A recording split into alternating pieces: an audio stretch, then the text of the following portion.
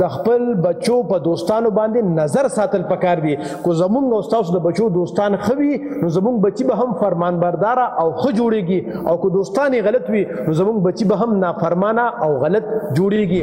وی اول به خپل رویه بدلوم نو بیا به رستو زمانه بدلوم، که ته ځان نه بدلوي م بدلوه زه خپله برخه پیمانه بدلوم. کو پرس که زه زوی ته وایم چې بچي سار پاسه مانځله د شپې ورته غټ تقریر وکړم او سار زه په بستره کې پروت یم او زه نه پاسم او بچي ته وایم چې ته بچي ولې مانځله پانسېدې، نو بچي خو کیدای شي غلی شي، خو وایي چې بابا خو په خپله په بستره کې خوب کو او ما ته نصیحتونه کوي چې پاسه سار مانځله.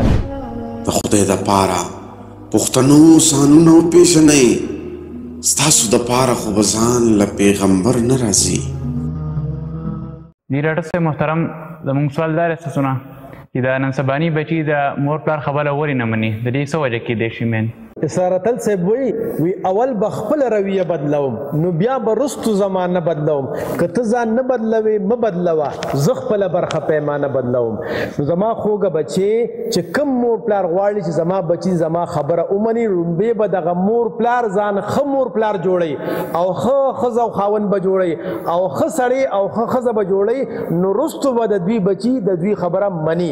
لکه د مثال په توګه باندې کو پرس که زه زوی ته وایم چې بچي سار پاسه مانځله د شپې ورته غټ تقریر وکړم او سار زه په بستره کې پروت یم او زه نه پاسم او بچي ته وایم چې ته بچي ولې مانځله پانسېدې، نو بچي خو کیدای شي غلی شي، خو وایي چې بابا خو په خپله په بستره کې خوب کو او ما ته نصیحتونه کوي چې پاسه سار مانځله. نه، که دغه پلار او دغه مور لومبې سحر وختي پاسېدل او دغه بچو ولیدل او بیا دا بچو ته نصیحت کوي نو دا بچي به بیا خامخا مني. پخوا به یو اشتهار راته یو پلارو هغه به سیګریټ څکه، نو چې سیګریټ یې څکه نو هغه سره زوی ناستو، هغه زوی چې کمدنو په کاغذ باندې کار کولو، خو چې کله پلار سیګریټ داسې څکه نو هغه ماشوم پلار ته وکتل او هغه پین یې راوچت کړه او خولې ته دغه شانتي ونیوه، نو دغه ماشوم پلار ورته نصیحت نه کړی او وصیت نه کړی چې ته سیګریټ څکه، بلکې هغه پلار ته وکتل چې پلار خو مې په خوله کې یو څیز نیولی دی لوګي ته خیږي، راشه ته دا پین راوله په دې خوله کې ونیسه کیدای شي دې کې څه فایده وي.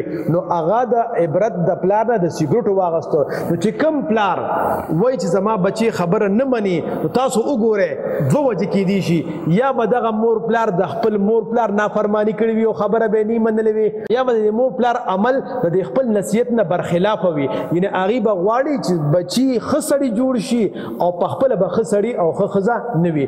دویمه وجه به چې د خپل بچو په دوستانو باندې نظر ساتل پکار دي. کو زمونږ او ستاسو د بچو دوستان ښه وي نو زمونږ بچي به هم فرمانبرداره او ښه جوړیږي، او که دوستان غلط وي نو زمونږ بچي به هم نافرمانه او غلط جوړیږي. او دریم بچي نن سبا د سوشل میډیا دور دی، د خپل بچو باندې دام ساتل پکار دي چې زما دا بچي سوشل میډیا څونه استعمالوي او استعمالوي که نه استعمالوي، نو د دې هم غلط اثرات په بچو باندې کیدي شي. په اوسنو ډرامو کې تاسو وګورئ، په اوسنو په سوشل میډیا په ټیک ټاک باندې تاسو وګورئ، داسې قسمه څیزونه کېږي د خپل بچو نه خبر هم نه یو او هغې په غلطو عادتونو او په غلطو څیزونو کې انخطې وي آلرډي. نو که د دې دریو څیزونو مونږ خیال وساتو نو امید دی چې اوسني بچي به هم د خپل مور پلار خیال ساتي.